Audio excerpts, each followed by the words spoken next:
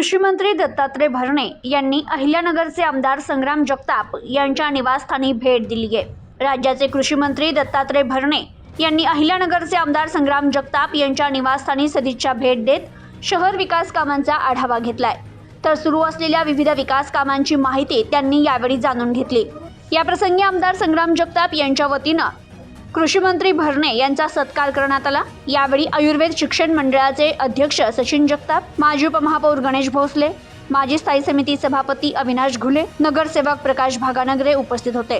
तर यावेळी बोलताना कृषी मंत्री दत्तात्रय भरणे म्हणाले, राज्यात बोगस बी बियाणं विकणाऱ्यांवर कठोर कारवाई करण्यात येणार आहे। संबंधित दुकानदारांचं लायसन रद्द करण्यात येईल। शेतकऱ्यांची फसवणूक कोणत्याही परिस्थितीत सहन केली जाणार नाही असा इशाराही त्यांनी दिलाय। तर कांद्याच्या दरातील घसरणीबाबत बोलताना त्यांनी सांगितलं, कांद्याचे दर कमी झाल्याची वस्तुस्थिती आहे।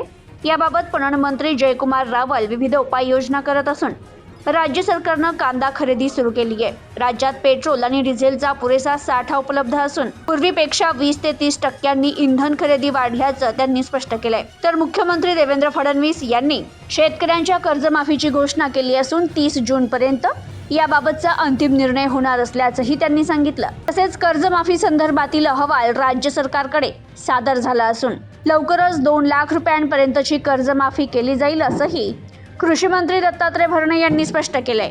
Bureau report, news today 24, Ahilyanagar.